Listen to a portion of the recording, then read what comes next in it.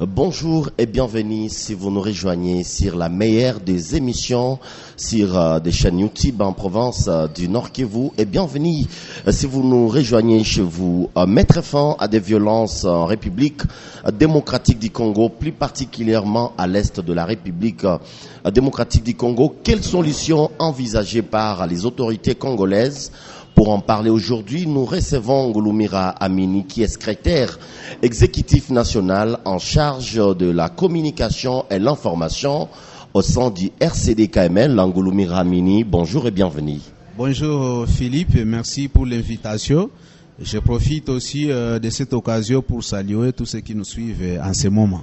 Oui, de guerre à répétition, quelles sont les solutions que peuvent envisager les gouvernements congolais, n'est-ce pas, pour mettre fin à des cycles de violence qu'on a connus en province du Nord Kivu et aussi des Littoris? Merci beaucoup. Je crois que vraiment, on ne peut pas passer par les dos de la cuillère pour le dire. Depuis plusieurs années, le gouvernement congolais a tenté des solutions aux guerres récurrentes à l'est du Congo, mais il se trouve que jusqu'à présent, on n'a pas trouvé des résultats escomptés. Et pour cela, nous pensons qu'il faut réorganiser assez rapidement l'armée congolaise, la police nationale congolaise et le reste des services de sécurité. Et comme j'ai eu à le dire dans le passé, en tout cas, au grand mot, il faut de grands remèdes. Il faut prendre des mesures courageuses pour réformer l'armée congolaise. Entre autres, nous avons proposé qu'on puisse chasser tout simplement au sein des FARDC, au sein de la police nationale congolaise et au sein des autres services de sécurité, tous les infiltrés. Et vous pensez chasser les infiltrés sera chose aisée lorsqu'ils sont déjà dans les systèmes?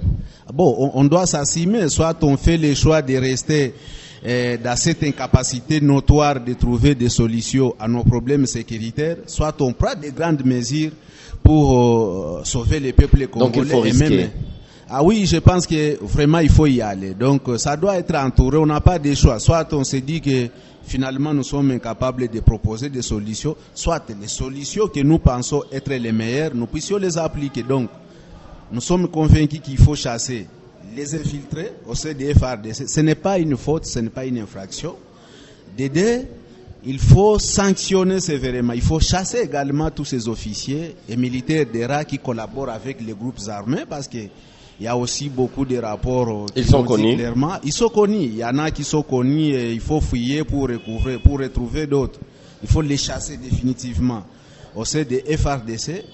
Et également, il faut que tous ces militaires qui sont confondus, les officiers, les hommes d'ERA, qui sont confondus pratiquement aux membres de la FEC.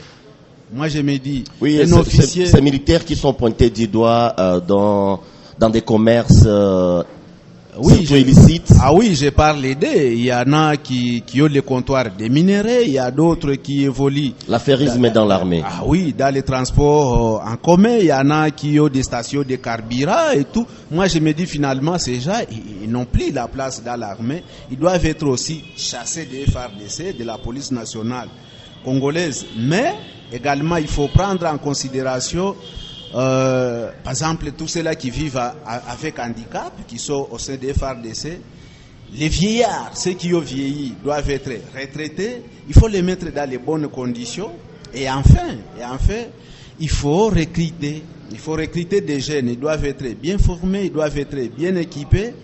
Et moi, je propose que les chefs de l'État puissent circuler, puissent faire le tour dans toutes les provinces, et particulièrement à l'est du Congo, pour demander à la jeunesse d'entrer dans l'armée. Et j'ai une autre proposition. Moi, je vais jusqu'à proposer que les chefs de l'État puissent s'appuyer aussi sur les leaders, sur les personnalités qui ont de l'ancrage dans la région, qui ont la confiance de la jeunesse, parce que moi, j'en connais certaines. J'ai vu en 2019... Comme votre leader. Ah oui, j'ai vu en 2019... le leader Antipas Mbusa Nyamwisi, pendant que tout le monde hésitait à prendre les vaccins contre Ebola, il avait passé les messages. Vous avez vu les résultats. Les gens ont pris les vaccins, ils ont suivi les règles et le problème a été trouvé par rapport à cette pandémie d'Ebola. On peut exploiter ces personnalités, on peut mettre en contribution ces personnalités, surtout qu'elles ont la volonté de servir. Même moi, je vous dis, si vous venez avec le président, le leader Antipas Mbusa Nyamwisi dans la région, il passe les messages à la jeunesse, demandant à la jeunesse de s'enrôler dans l'armée. Je vous dis, dans moins de 2 jours, 2-3 jours, il y a plus de 10 000 jeunes qui vont s'enrôler, vous les verrez. Ils vont s'enrôler, ils vont être formés et après 3 mois, ils peuvent entrer dans la brousse, dans la forêt pour combattre les ADF et tous les restes des groupes armés. Mais Amini Gouloumira, l'avantage, permettez que je dise d'abord, que je donne l'avantage de cela, c'est parce que d'abord les jeunes de la région, ils connaissent la géographie du milieu, ils connaissent cette forêt, mais aussi il faut combattre avec l'esprit de vengeance. Il faut se venger contre ceux qui ont tué leurs parents, leurs voisins, leurs amis d'en face, ceux qui veulent les chasser sur leur sol. Et tout cela, ils sont en train de défendre leur sol. Ah oui, et tout cela. C'est comme des forces d'autodéfense. Non, maintenant, ce sont des militaires. Reconnus par. Et une fois, ce sont des militaires, ce ne sont pas des groupes armés, ce sont des militaires. Mais moi, je propose qu'ils puissent être même formés ici rapidement dans la zone. Pourquoi pas à Ijui, ici. Soit dans les Massissi, soit à Benimé ou à Rutshuru, ils sont formés là-bas rapidement. Ils rentrent 3 mois après 3 mois de formation, on est déjà militaire, ils entrent dans la forêt. Moi, je pense que dans 60 jours, on peut trouver des solutions à ces problèmes-là. Et donc, il faut combattre avec l'esprit de vengeance, comme je le disais. Et il faut chercher aussi à se confirmer, à montrer que quand même, on a des capacités, on est jeune, on peut trouver des solutions parce que comme vous le savez, dans le passé, et même jusqu'à présent, on a décrié le fait que dans notre armée, il y a des fictifs. L'armée n'a pas assez d'éléments et il y a l'opportunité. Donc nous pensons qu'il faut recruter les jeunes comme je le disais. Et en tout cas, nous y croyons, nous pensons que dans peu d'état, dans 6 mois tout au plus, on aura terminé les guerres dans la région. Mais revenons sur un fait. Par exemple, quand vous étiez dans la région de Beni ou bien encore Butembo, il y a ces jeunes qui se disent d'autodéfense, qui s'enrôlent dans des forces appelées Maï. Ils sont là. Est-ce qu'ils ont su vraiment protéger leur sol? Comme ils affichent ça comme leur mission. Ah bon, moi je connais tout ce que je sais de l'histoire des groupes armés, même ceux-là qui nous disent vouloir défendre leur sol. Assez souvent, ils sont fabriqués par les pays voisins. Il y a le Rwanda qui est le grand fabricant de groupes armés dans la région. Et vous savez, leur politique, ils vous disent que ils ne peuvent pas même manger ils ne peuvent que manger la viande et pour cela ils sont obligés ils ont tué les vaches, les chèvres partout. Conséquence, la viande ne vient plus de Lubero, de Massissi, de Rutshuru. Pratiquement, on est obligé de recourir au Rwanda. Et moi, je pense que tout cela, ça profite à eux et ce sont eux qui sont à la hauteur. Mais aussi, il y a cette intention de toujours de piller les ressources du Congo. Bref, moi je ne fais pas confiance aux groupes armés. Plutôt, et d'ailleurs comme je le disais, c'est aussi une opportunité pour ces jeunes peut-être qui peuvent entrer croyant que véritablement c'est pour sauver leur sol, c'est pour protéger le Congo et du coup ils tombent dans les pièges des ennemis. Eh bien, ça peut être l'occasion de les recruter au sein des FARDC et de servir les pays. Pourquoi j'ai cité la présence du leader Antipas Mbusa Nyamwisi dans tout cela? C'est parce que depuis un moment dans la région, il y a une sorte de méfiance. On ne fait plus confiance à tout le monde. Mais moi, je vous ai donné l'expérience de 2019. Au moins, lui, il peut dire aimons et les gens vont suivre. Est-ce que ce n'est pas une façon pour vous de lui refaire une santé politique? Il en a déjà. Il n'a même pas besoin de cela.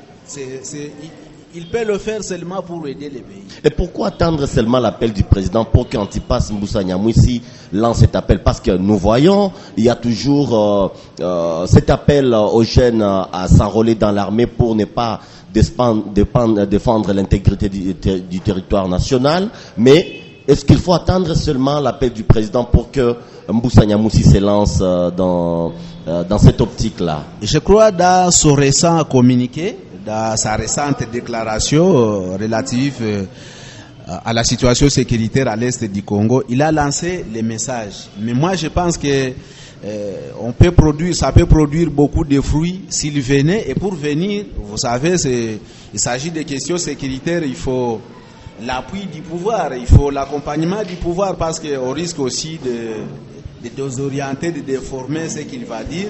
Et c'est pour cela que je pense que ça peut apporter plus. En fait, je sais que dans cette région, lorsqu'on fait des analyses, lorsqu'on donne des propositions, tout est vu sous l'emprisme tribal.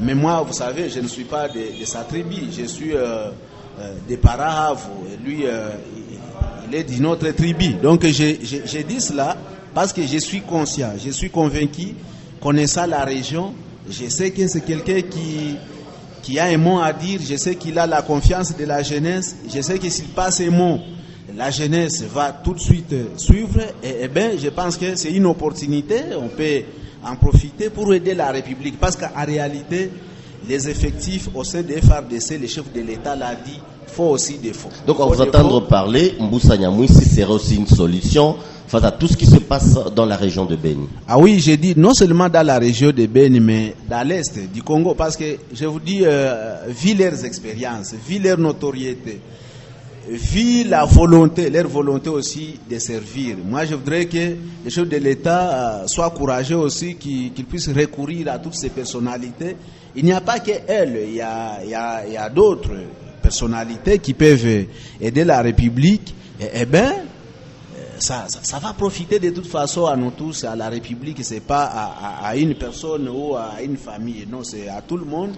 Eh bien, nous allons nous faire honorer, parce que vous savez, dans la région, c'est maintenant la honte. Maintenant, nous sommes ridicules. J'ai vu un président, plutôt un député tanzanien, qui s'est moqué contre nous. Mais il disait, au fait, la vérité. Il dit, mais la jeunesse, vous êtes en train de circuler dans les pays voisins, en train de danser à la musique, pendant que dans votre pays, il y a des problèmes. Pourquoi ne pas les résoudre? Donc, nous devons comprendre que ce n'est pas l'extérieur qui va nous apporter les solutions. Même si on mettait en contribution tous les pays de la région, ils ne peuvent pas aimer notre pays plus que nous-mêmes. Et moi, je me dis, si vous avez des bons joueurs, vous êtes un entraîneur, vous ne pouvez plus vous laisser battre. Il faut les utiliser, il faut chacun à sa place. Eh bien, ça va nous faire honorer. Et nous allons quand même réapparaître aux yeux du monde entier comme aussi un grand peuple. Et maintenant, donc, vraiment, le président doit prendre des décisions courageuses. moi, je pense qu'il faut le faire. C'est pour l'intérêt de la République de toutes les façons. Donc, vous savez, nous sommes tous citoyens congolais, mais nous ne sommes pas acceptés dans la population de la même manière. Chacun a là où il peut passer les messages. Il y en a qui peuvent parler et le message sera accepté par des milliers déjà, par des millions déjà. Pourquoi ne pas recourir à ces gens? Pourquoi ne pas recourir à ces leaders pour qu'ils passent les messages? Et moi, je suis de ceux qui pensent que nous devons résoudre nos problèmes de nous-mêmes. Les pays voisins, l'Europe, l'Occident, ils ne feront pas mieux plus que nous-mêmes. Nous devons partager nos difficultés, nous devons les résoudre, nous devons trouver des solutions. Et si nous pensons toujours aux autres, eh bien, je crois que nous allons crier pour longtemps, nous allons pleurer pour longtemps. Et moi, je vous dis pour le moment, j'ai maintenant honte. Lorsque je vois comment nous sommes critiqués, comment nous sommes négligés, même des pays voisins qui n'ont même pas la superficie d'une province, qui n'ont même pas la superficie d'un seul territoire du Nord Kivu, commencent à nous narguer. Il faut de nous ce qu'ils veulent, et puis ils nous minéraux, mais entre-temps chez nous, il y a des enfants qui souffrent de kwashiorkor, il y a les mal nourris, il y a les gens ne savent pas résoudre leurs problèmes, il y a la jeunesse qui ne sait pas accéder à l'emploi, qui ne sait pas travailler. Il y en a même, beaucoup de jeunes ne savent pas même prendre les responsabilités, se marier, tout simplement parce qu'ils sont dans l'incapacité de gérer les foyers, ils n'ont pas les moyens. Et tout cela, nous devons résoudre. Nous devons résoudre. Et la priorité des priorités, c'est d'abord la sécurité, et puis suivra le développement. D'ailleurs, moi, je pense qu'à ce jour, il faut tout arrêter et qu'on regarde dans la même direction, qu'on s'occupe d'abord de la sécurité. Ah oui, il faut aussi l'enseignement, ça doit continuer. Et le reste des petits projets, ça et là, moi je crois qu'il faut arrêter tout cela. D'abord, nous concentrer sur la sécurité et qu'on se dise, eh bien, maintenant nous pouvons aller de l'avant. On a vu, il y a un exemple. Et comme nous parlons de la sécurité, il y a ces programmes de PDDR 16. Ne pensez-vous pas que c'est aussi une solution? C'est pas suffisant. Vous savez, ces groupes armés, hein, ces gens qui viennent des groupes armés, il a touché les Kalachnikov, il a été capable d'aller piller les minéraux de quelqu'un, de valiser les avenues, les quartiers et tout. Il touche facilement 50, 100 000 dollars, 10 000 dollars, 1000, 5 000. Maintenant, lorsqu'il revient dans ces programmes-là, où, au finish, il aura je ne sais pas moi, un vélo, une moto, des petites choses là, vous pensez que vraiment ils vont céder à des anciennes pratiques? Oui, c'est ligne de tentative, mais c'est pas suffisant. Il faut créer les conditions où ces jeunes-là ils peuvent avoir de l'argent, même d'autres qui ne sont pas encore entrés dans les groupes armés, qu'ils soient capables de vivre. Moi, je sais que généralement dans la vie, la personne moyenne ne peut pas prendre les risques très facilement. Par exemple, ici à Goma, quelqu'un qui peut toucher facilement 500 dollars, 500, 600 dollars. Je vous dis, celui-là, difficile d'entrer dans les groupes armés parce qu'il sait qu'il peut se payer les loyers, il sait qu'il peut faire scolariser les enfants et du coup, il ne peut pas entrer dans les groupes armés. Mais quelqu'un qui n'a même pas 100 dollars, quelqu'un qui n'a même pas 200, 300 dollars, lui, il se dit, si j'entre dans les groupes armés, c'est facile pour moi, je peux même piller une moto, je peux même piller des minéraux, et bien peut-être je vais commencer la vie par là. C'est pourquoi moi je pense qu'en créant aussi les conditions de vie, en améliorant les conditions de vie de nos populations, eh bien, nous serons en train de réduire ces possibilités aux jeunes de recourir aux groupes armés, mais au même moment il faut l'autorité, la restauration de l'autorité de l'État pour contraindre ceux-là qui sont déjà de retourner à la vie normale, quoi. Donc voilà ce que moi je pense. Mais le chef de l'État, aujourd'hui, il a de l'opportunité parce que tous les Congolais presque sont derrière lui, ils sont d'accord avec lui. C'est à lui de les mettre en contribution. On ne doit plus attendre longtemps vers l'extérieur. Nous devons trouver les solutions de nous-mêmes. C'est bien compris, il ne faut pas attendre de l'extérieur, il faut faire foi à de jeunes qui sont prêts à combattre pour protéger leur sol. Mais il faut aussi un Mbusa Nyamwisi pour une solution durable à l'insécurité. Ah oui, moi vraiment c'est parmi mes propositions, c'est parmi mes convictions. Mais entre autres propositions aussi, je demande au chef de l'État quand même de s'occuper aussi de ces services de renseignement. Un agent de l'ANR, un exemple, un agent de l'ANR, ou carrément les agents de l'ANR qui sont dans les zones de combat, sont-ils vraiment pris en charge? Est-ce qu'ils ont infisqué les numéros matricules? Comment quelqu'un qui va chercher l'information sur un ennemi, qui ont beaucoup de moyens, qui viennent même de l'extérieur, et qui n'a pas les capacités même de se payer la moto ou de prendre, de payer les bateaux, un avion, s'il faut suivre, s'il faut filer, bien entendu, tous ces criminels, tous ces bandits, comment il va faire honorablement ce travail? Si on vous dit à Majengo, il y a des bandits. Si on vous dit à Saki, à Minova, il y a des bandits. Les agents de l'ANR, ils sont à Goma. Sont-ils dans les capacités même d'aller les infiltrer? Sont-ils dans les capacités même de se mettre aussi à l'hôtel, de prendre les secrets, l'État, de suivre les mouvements des suspects qui y sont? Donc je crois que le chef de l'État doit prendre des mesures courageuses. Moi je suis fâché lorsque j'apprends qu'il y a de l'argent dilapidé dans n'importe quoi, au lieu de nous concentrer sur ceux qui doivent aider la République. Donc je crois que vraiment, nous sommes interpellés et c'est notre responsabilité parce que si nous ne le faisons pas, nous pouvons disparaître. Il y a des peuples qui ont disparu. Merci, Amin. Les Incas, les Mayas, on n'en parle plus. Merci, Amin. Ils ont disparu parce qu'ils n'ont pas fait grand-chose. Et nous courons ces risques si on ne fait pas l'essentiel. Merci, Amin Ngouloumira. C'était pour moi un plaisir de vous recevoir sur la chaise. C'est moi qui vous remercie et je suis toujours disponible à répondre à vos préoccupations chaque fois qu'il y a des besoins. Merci, le plaisir était pour nous de vous présenter cette émission. On se retrouve à la prochaine pour d'autres numéros. Bye.